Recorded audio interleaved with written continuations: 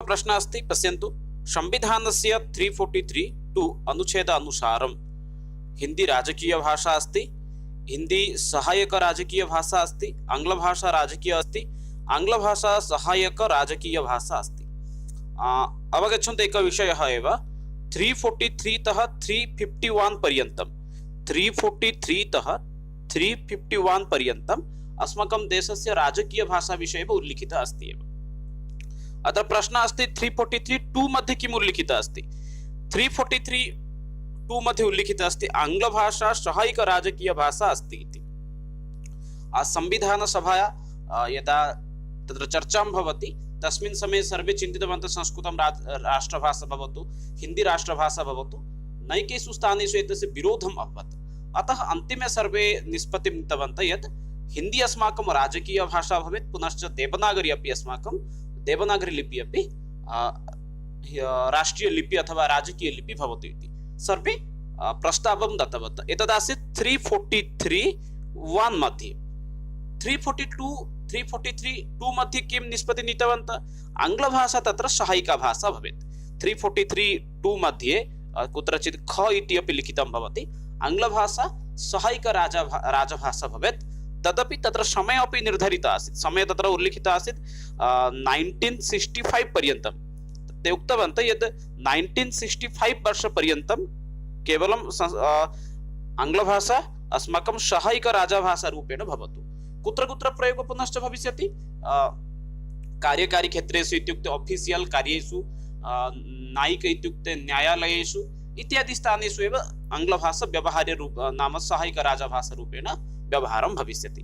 किन्तु 1963 तमे वर्षे एव पुनश्च अत्रापि सामान्य रूपेण परिवर्तनं कृत्वा इदानीं पर्यन्तम् अस्माकम् आंग्लभाषा सहायिक राजभाषा रूपेण प्रचलति। अर्थात् 343(2) अनुगुणम् अनुच्छेदानुसारम् आंग्लभाषा सहायिक राजभाषा अस्ति। 343(1) अनुसारं हिंदी राजकीय भाषा अस्ति। परवर्ती प्रश्नं पश्यन्तु। अत्र कदाचित् क्रमः अत्र तत्र अस्ति। सम्प्रति 21तमः प्रश्नः अस्ति। वर्गप्रहेलिका क्रॉसवर्ड क्रीडा वर्धयति। एतत् अवगच्छन्तु एकवारं। वर्गप्रहेलिका क्रॉसवर्ड इत्युक्ते किम्? एतादृशी क्रीडा भाषाक्षेत्रे कुत्र प्रचलति?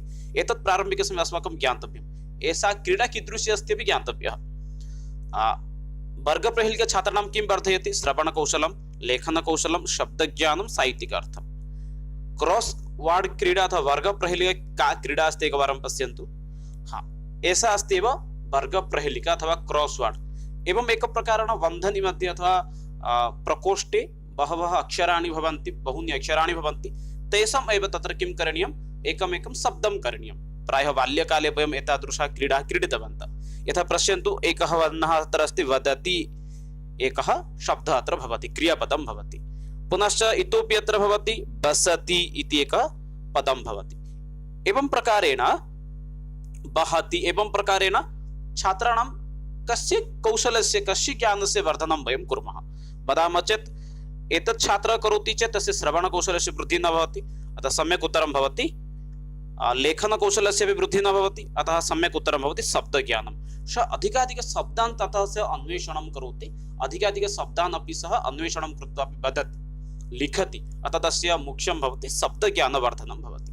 एतादृशी क्रीडा अपि अहं मम विद्यालये अपि यत्र पाठ्यं तत्रापि कृतवान्। छात्राः आनन्दं क्रीडन्ति, सर्वे स्वोच्छाम् अपि क्रीडन्ति। अतः अस्माकम् एतादृशा क्रीडा अपि यदा वयं विद्यालयेषु उद्योगं प्राप्नुमः तस्मिन् काले करणीयमेव। परवर्ती प्रश्नं पश्यन्तु। 25 क्रमः अस्ति एव प्रश्नस्य। भाषायाः अक्षरध्वनिसम्बन्धस्थापनद्वारा पठनस्य अध्यापनम् अस्ति। पाठयामः, विषयं वयं पाठयामः। भाषायाः ध्वनि संबंध स्थापन द्वारा अक्षर पुनश्च ध्वनि एतयोः संबंध संस्थाप्य यदा पाठयामः तादृशी पाठन विधि किम् अस्ति? प्रत्यक्ष विधि, शाब्दिक विधि, समग्र भाषा विधि, आंशिक भाषा विधि। समीचीनम् उत्तरं ये जानन्ति वक्तुम् अर्हन्ति एव।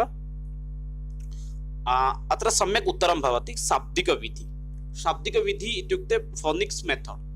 एतत् किम् अस्ति एकवारं स्पष्टतां करोमि।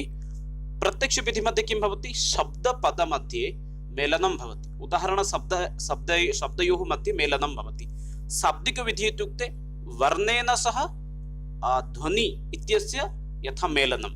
एतत् पश्यन्तु चित्रं, यदा वयम् आङ्ग्लजनानां कृते पाठयामः क इति वदामः, कदाचित् ते क इति वर्णं न जानन्ति, अतः तेषां पुरतः किं स्थापयामः, के ए क एतत् वदन्तु।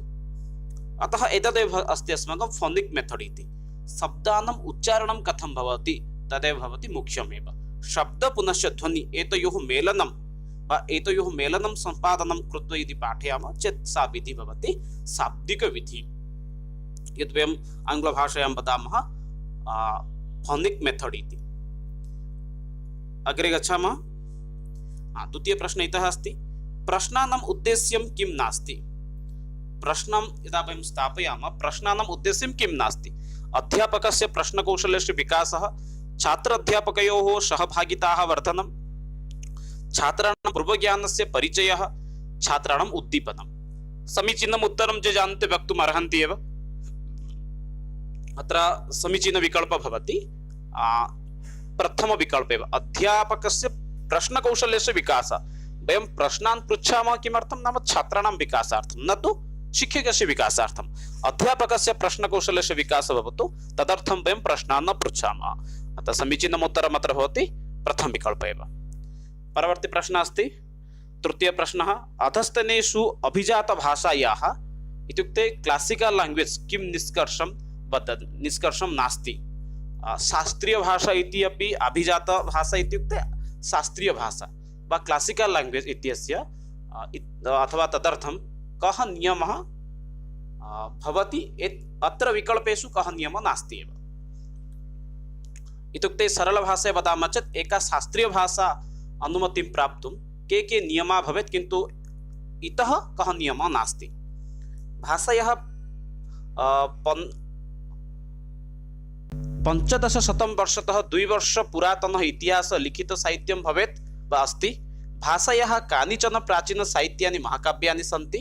भाषा अनुसूचितभाषावर्गे न स्यात्। भाषायाः मौलिकसाहित्यपरम्परा स्यात्। इतरभाषावर्गेभ्यः उद्धृतसाहित्यं न स्वीक्रियात्। किञ्चित् एतस्मिन् विषये स्पष्टतां करोमि, यतोहि क्लासिकल् लैंग्वेज सम्पर्कात् अस्ति। इदानीं पर्यन्तं यदि पश्यामः चेत् भारते 6 क्लासिकल् इत्युक्ते शास्त्रीयभाषाः सन्ति एव। प्रारम्भिकसमये संस्कृतभाषा भवति, अनन्तरं द्राविडभाषा भवन्ति। द्राविडम् इत्युक्ते तमिळ्, तेलुगु, मलयाळं, पुनश्च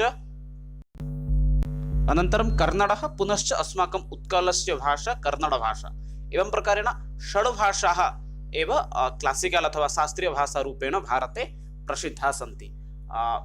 कदा एतादृश नियमः आगच्छति नाम 2014 तमवर्षे एव ओडिया भाषा एव अस्माकं क्लासिकल् लैंग्वेज अन्तर्भुक्ते भवति।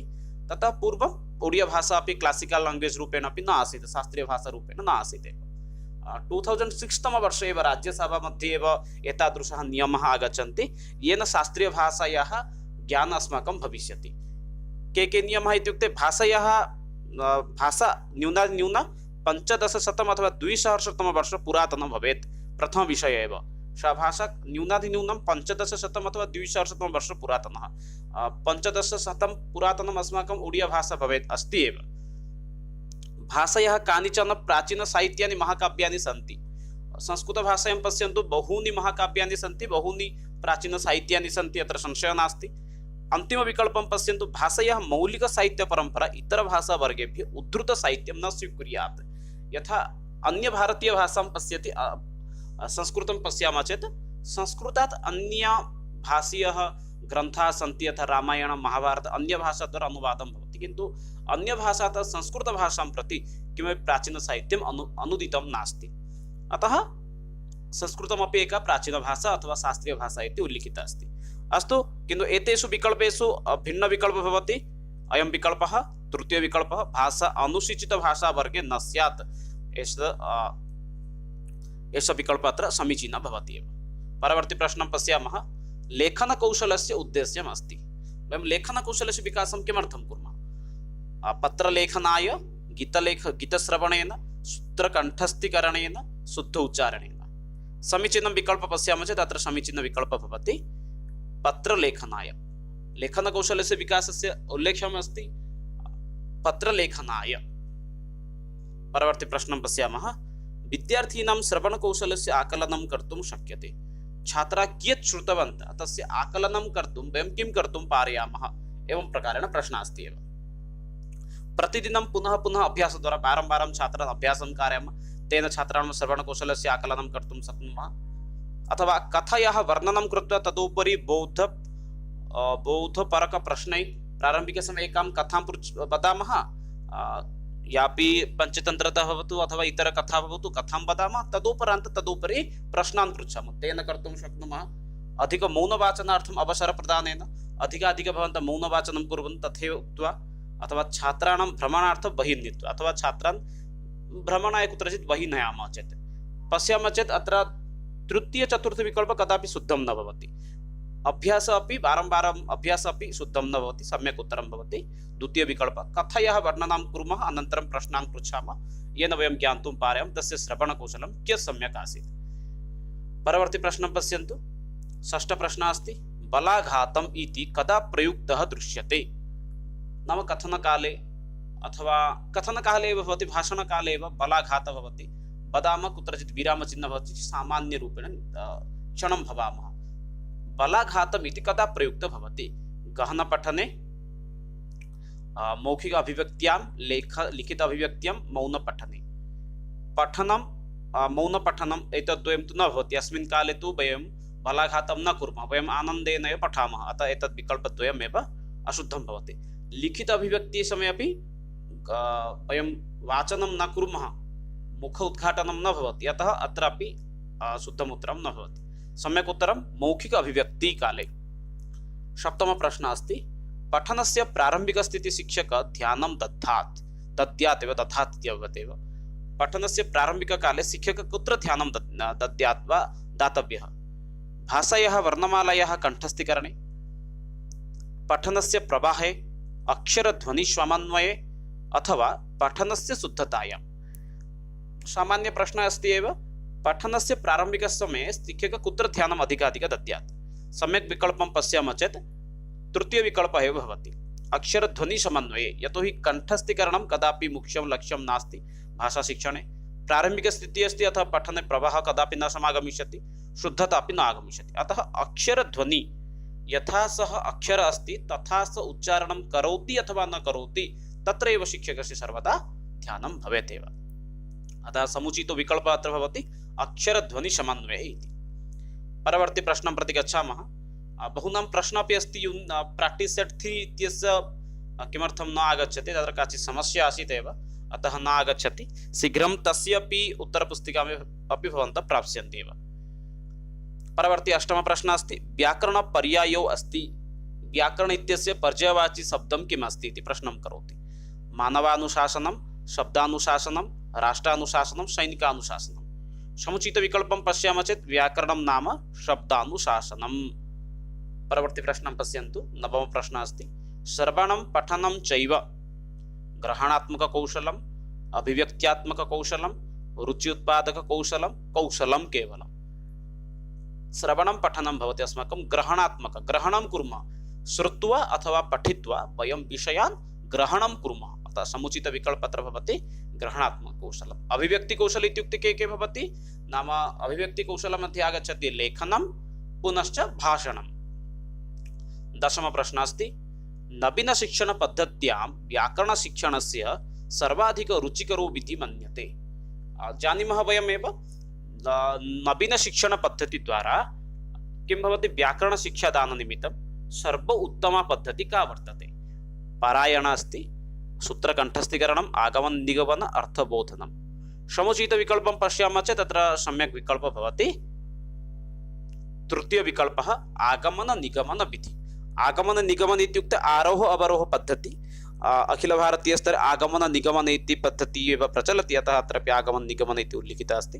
अन्यथा सम्यक् एव आरोह अवरोह पद्धति। इदानीं विद्यालयेषु अपि आरोह अथवा अवरोह पद्धतिद्वारा एव शिक्षादानं प्रचलति, व्याकरणशिक्षादानम्। आरोह अवरोह पद्धति सम्पर्के अपि अहं वीडियो निर्मितवान्, उपरि ऐ बटन् मध्ये अस्ति एव, गत्वा तद् वीडियो अपि भवन्तः द्रष्टुम् अर्हन्ति एव। परवर्ती प्रश्नः अस्ति, युवलेखकानाम् आवश्यकता अनुसारं शिक्षकाः प्रतिक्रियां कुर्यात्। ये युवलेखकाः सन्ति, ये चिन्तयन्तु बालाः सन्ति, ते किमपि रचनां कुर्वन्ति। तादृशानां नाम युगलेखकानाम् आवश्यकतानुसारं शिक्षकस्य प्रतिक्रिया कीदृशी भवेत् इत्युक्ते तेषां कृते तैः साकं कथं व्यवहारः करणीयः इति भवति, तेषां कृते पुरस्काररूपेण किं दातव्यं, मूल्याङ्कनम् इति वक्तुं शक्नुमः एव।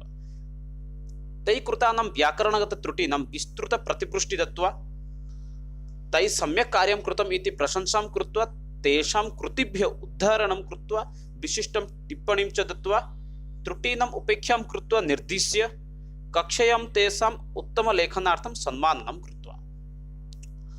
पश्यामः चेत् अत्र प्रथमविकल्पः अशुद्धमेव भवति, यतोहि व्याकरणगतत्रुटीनां प्रारम्भिकसमये न द्रष्टव्य एव। तदुपरान्तः अस्ति पुनश्च तैः सम्यक् कार्यं कृतम् इति प्रशंसां कुर्मः, समानरूपेण अपि प्रशंसाविषये चतुर्थविकल्पे लिखितम् अस्ति, अतः द्वितीय अथवा चतुर्थ भवति। इतोपि तत्र किम् उल्लिखितः अस्ति, उदाहरणं कृत्वा कक्षायां तेषां विषये वदामः, पुनश्च विशिष्टटिप्पणीं च दद्मः। इत्युक्ते प्रारम्भिकसमये तेषां प्रशंसां कुर्मः, परवर्तिकाले यदि कुत्रचित् अशुद्धता अस्ति तर्हि तस्य मूल्याङ्कनं कृत्वा अपि सूचनीयम्। अतः चतुर्थ अपि न भवति, यतोहि द्वितीय एव उभयबिन्दुः समानरूपेण अस्ति, अतः द्वितीयविकल्पे एव अत्र समीचीनं भवति। त्रुटीनाम् उपेक्षां कर्तुं निर्दिश्य त्रुटीनां विषये कदापि न वक्तव्यः एव। परवर्ती प्रश्नः अस्ति, भाषायाः कौशलानि सन्ति, कति भाषाकौशलानि सन्ति इति प्रश्नं करोति। संशयः नास्ति एव, अत्र 4 भाषाकौशलानि सन्ति।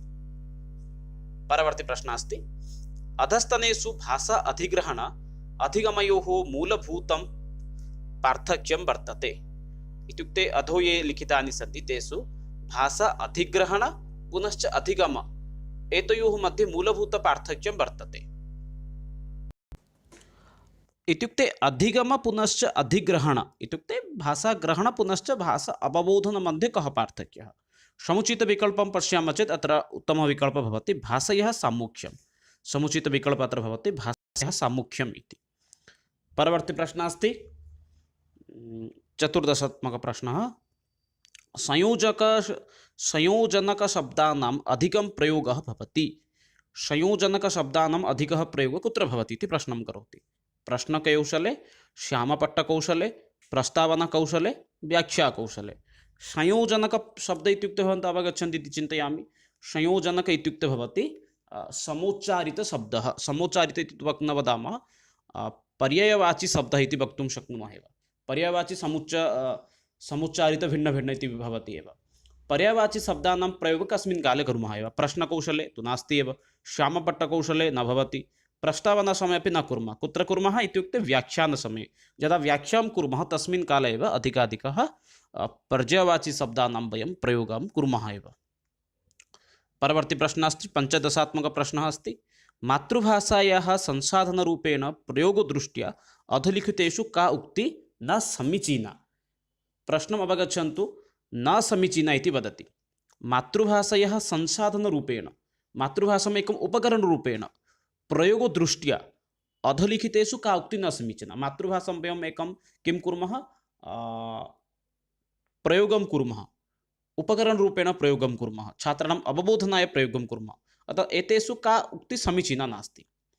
एषा बालानाम् अधिगमे चिन्तने सम्प्रेषणे च साहाय्यं करोति, सम्यक् एव भवति।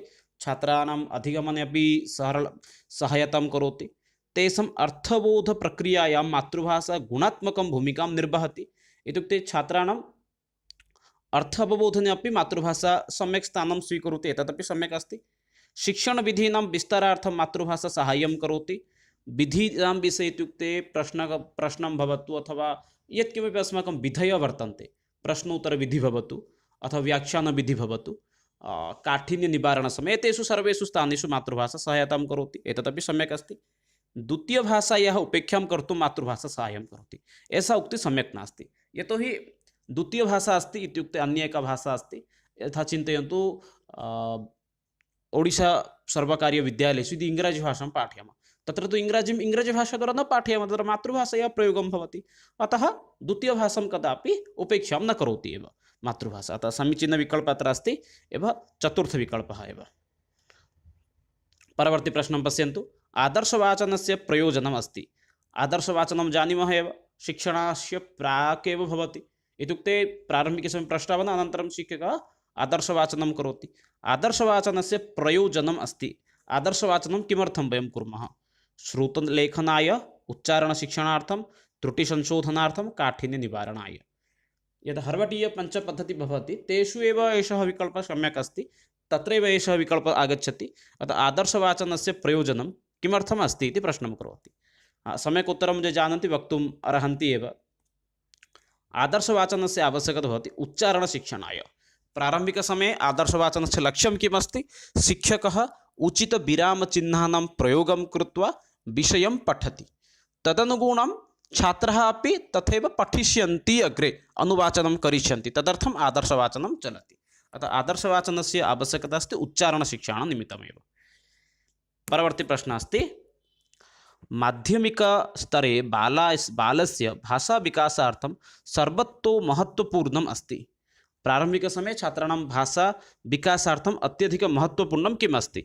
व्याकरणस्य ज्ञानं, भाषासमृद्धवातावरणं, भाषायाः पाठ्यपुस्तकं, बालस्य आकलनम्। इत्युक्ते छात्रस्य भाषाविकासार्थं सर्वाधिकं महत्त्वपूर्णं किम् अस्ति इति प्रश्नं करोति। प्रारम्भिकसमये व्याकरणस्य ज्ञानं तु न आवश्यकमेव। व्याकरणज्ञानेन एव छात्रः भाषाधिगमः कदापि न भविष्यति। व्याकरणज्ञानेन विना एव सः प्रारम्भिकसमये भाषा अधिग्रहणं करोति। यदि प्रारम्भिकसमये व्याकरणं यदि पाठयामः चेत् भाषाग्रहणं कदापि न भविष्यति, सदा कन्फ्यूस् भविष्यति। प्राथमिकस्तरे भाषाविकासार्थम् इतोपि किम् आवश्यकं? पाठ्यपुस्तकानि, एतदपि न आवश्यकं। बालस्य आकलनमपि न करणीयं। प्रारम्भिकसमये किम् आवश्यकं? भाषासमृद्धवातावरणं। यदि वयं छात्रं, यदि लघुबालः अस्ति, यथा अहं दृष्टवान् एव अस्माकम् उत्कले द्वौ परिवारौ स्तः, यत्र लघुशिशवः सन्ति, तेषां मातृभाषा संस्कृतं भवेत्, तदर्थं ते प्रयासं कुर्वन्ति। उभयमातरौ किं कुर्वन्ति? सर्वदा शिशुः पुरस्तात् एव संस्कृतेन वार्तालापं कुर्वन्ति। अतः कथनस्य अभिप्रायः, अनेन छात्रस्य किं भवति? अनेन बालस्य संस्कृतभाषा विकासः भवति, सः सम्प्रति संस्कृतभाषा वातावरणे तिष्ठति। अतः प्राथमिकस्तरे बालस्य भाषाविकासार्थं सर्वाधिकं महत्त्वपूर्णं भवति भाषासमृद्धवातावरणं। यदि भाषासमृद्धवातावरणम् अस्ति चेत् सः तस्यां भाषायां नाम मूर्धन्यस्थानं प्राप्तुम् अर्हति एव। अस्माकं मातृभाषा दक्ष्य अस्ति, ओडियाभाषा वयं दक्ष्य। किमर्थम्? अस्माकं बाल्यजीवनं मातृभाषीयपरिवेशे एव आसीत् एव। अतः इदानीम् अस्माकं मातृभाषाज्ञानं दक्षतापूर्णम् अस्ति। परवर्ती प्रश्नं पश्यन्तु। निम्नलिखितेषु पठनशिक्षणस्य विधिः का नास्ति? पठनशिक्षणाय का विधिः न चलति? चित्रविधिः, वर्णोच्चारणविधिः, अनुकरणविधिः, प्रश्नोत्तरविधिः। पश्यामः चेत् पठनशिक्षणाय वर्णोच्चारणस्य ज्ञानम् आवश्यकं। तत्र वर्णोच्चारणं प्रारम्भिकसमये एव आगच्छति। परवर्ती विकल्पः अस्ति अनुकरणं कृत्वा अपि तत्र चलति। पुनश्च अस्ति प्रश्नोत्तरविधिः, एषा विधिः अपि चलति। अतः सम्यक् उत्तरम् अत्र भवति चित्रविधिः एव अस्माकं पठनकौशले आवश्यकं न भवति। अत्र सम्यक् विकल्पः भवति चित्रविधिः। पत्रदानम् इत्युक्ते पत्राधानं पोर्ट्फोलियो एकम् उदाहरणम् अस्ति। पोर्ट्फोलियो कस्य उदाहरणम् अस्ति? स्वतः आकलनं, छात्रः स्वस्य आकलनं करोति यदि तत् पोर्ट्फोलियो भवति। शिक्षक आकलनं, शिक्षकमूल्याङ्कनं करोति चेत् तत् पोर्ट्फोलियो अस्ति। अथवा उभय स्वतः आकलनस्य, शिक्षक आकलनस्य, अथवा राज्य बोर्ड द्वारा आकलनस्य। पश्यामः चेत् अत्र सम्यक् विकल्पः भवति पोर्ट्फोलियो इत्युक्ते भवति स्वतः आकलनं पुनश्च शिक्षकस्य आकलनं। शिक्षकः किं करोति? कक्षां प्रति आगच्छति, 10 निमेषात्मकपरीक्षा, श्रेणीपरीक्षा अस्ति। 10 प्रश्नान् शिक्षकः वदति, अनन्तरं तस्य मूल्याङ्कनं, छात्र उत्तराणि लिखन्ति। तदुपरान्तं सः छात्रैः नाम छात्रद्वारा एव संशोधनं करोति। अनन्तरं छात्रः स्वयं जानाति सः कुत्र कुत्र शुद्धतां कृतवान्। यदि इच्छति चेत् शिक्षकः अपि खातिकाः सङ्गृह्य खातिकाः अपि संशोधनं कर्तुम् अर्हति। अतः वक्तुं शक्नुमः पोर्ट्फोलियो इत्युक्ते उदाहरणं भवति उभय स्वतः आकलनस्य, शिक्षक आकलनस्य इति। लिखित अभिव्यक्ति कस्मिन् भवति अथवा लिखित अभिव्यक्ति कुत्र प्रचलति? पत्रलेखने कस्मिन् न भवति, क्षम्यतां, लिखित अभिव्यक्ति कुत्र न प्रचलति? पत्रलेखने, निबन्धलेखने, वादविवादे, जीवनीलेखने। लिखित्वा स्वस्य चिन्तनं कुत्र वयं प्रकाशनं कुर्मः? पत्रं विलिख्य अस्माकं मनसि किं किं चलति एतत् सर्वं वयं प्रकाशनं कुर्मः। अत्र पत्रलेखनं सम्यक् अस्ति, निबन्धलेखनमपि सम्यक् अस्ति, किन्तु वादविवादः अत्र समुचितविकल्पः नास्ति एव। अतः सम्यक् उत्तरम् अत्र भवति वादविवादे। विवादे तर्कं चलति एव, एषः एकः विषयः उक्तवान्, अनन्तरं सः अन्यम् एकं विषयं भवति, तत्र अस्माकं चिन्तनस्य मौखिक अभिव्यक्ति भवति, न तु लिखित अभिव्यक्ति। वादविवादेपि कार्यं लिखितरूपेण चलति, कार्यं अभिव्यक्ति भवति, किन्तु लिखितरूपेण न भवति। परवर्ती प्रश्नं पश्यन्तु, 22 प्रश्नः अस्ति एव। पद्यशिक्षणस्य प्रमुख अर्थः अस्ति। पद्यशिक्षणस्य प्रमुख अर्थं किम् अस्ति? भावबोधः, शब्दार्थबोधः, सरलार्थबोधः, पठनबोधः इति। समीचीनं विकल्पं ये जानन्ति वक्तुम् अर्हन्ति एव। पद्यशिक्षणस्य प्रमुख अर्थः किम् अस्ति, प्रमुखं लक्ष्यं किम् अस्ति? अत्र सम्यक् विकल्पः भवति भावबोधः इति। पद्यशिक्षणस्य मुख्यं लक्ष्यम् अस्माकं भवति रसानुभूति अथवा भावानुभूति। पद्यस्य भावः किम् अस्ति तदेव अस्माकं ज्ञानं भवेत्। अतः पद्यशिक्षणस्य प्रमुखं लक्ष्यम् अथवा प्रमुख अर्थः भवति भाव अवबोध इति अथवा रसानुभूति प्राप्ति इति। अग्रे पश्यामः, परवर्ती प्रश्नं पश्यन्तु। 23तमः प्रश्नः अस्ति एव। सम्भाषणकौशलस्य गतिविधे आकलनसमये अधोलिखितेषु किं न आवश्यकम्? यदि सम्भाषणं पाठयामः, सम्भाषणकौशलस्य यदि वर्धनं कुर्मः, सम्भाषणकौशलस्य गतिविधिसमये वा गतिविधि आकलनसमये अधोलिखितेषु किं न आवश्यकम्, एतेषु किं न द्रष्टव्यं? ध्वनीनां शब्दानाम् उच्चारणं सम्यक् रूपेण भवति अथवा न भवति, एतत् द्रष्टव्यमेव, अन्यथा तु तत्र अशुद्धं भवति। सन्दर्भे आगतानां शब्दानाम् उचितरूपाणां प्रयोगः। ये शब्दानां यादृशानां शब्दानां प्रयोगः भवति, यासां शब्दानां प्रयोगं भवति, तासां शब्दानाम् उचितरूपाणां प्रयोगः भवति अथवा न भवति। यथा कश्चन संस्कृतेन वदति अहं गच्छति इति वदति चेत् तत् शुद्धं वा नास्ति, तस्मिन् काले तदपि द्रष्टव्यम्। अहं गच्छामि इति वक्तव्यम् इत्यपि तेषां तस्य कृते कदाचित् सूचनीयं। ध्वनिशब्दयोः नाम सम्यक् रूपेण व्यवहारः तदपि द्रष्टव्यमेव। तृतीय अस्ति शब्दकोशस्य उपयोगः। सः सम्भाषणकाले शब्दकोशस्य व्यवहारं करोति वा? न, सम्भाषणकाले कदापि शब्दकोशस्य व्यवहारः न करणीयः। अतः तृतीयविकल्पः एव अत्र समीचीनः भवति। अतः वक्तुं शक्नुमः एव, अत्र सम्यक् उत्तरं भवति तृतीयविकल्पः, शब्दकोशस्य प्रयोगः इति। भाषणे स्पष्टता अस्ति अथवा नास्ति एतदपि द्रष्टव्यम्। अत्र सम्यक् विकल्पः भवति शब्दकोशस्य उपयोगः। सम्भाषणकाले अथवा सम्भाषणकौशलस्य गतिविधिः यदि आकलनं कुर्मः तस्मिन् काले शब्दकोशस्य उपयोगः यथा स न कुर्यात् तत्र अस्माकं ध्यानं भवेत्। परवर्ती प्रश्नः अस्ति, किं शिक्षणसूत्रम् अशुद्धम्? एतेषु किं शिक्षणसूत्रम् अशुद्धम् अस्ति? सामान्यात् विशिष्टं प्रति, तर्कात् अनुभवं प्रति, अंशात् पूर्णं प्रति, ज्ञानात् अज्ञानं प्रति। ज्ञातात् अज्ञातं प्रति शिक्षणसूत्राणि सन्ति।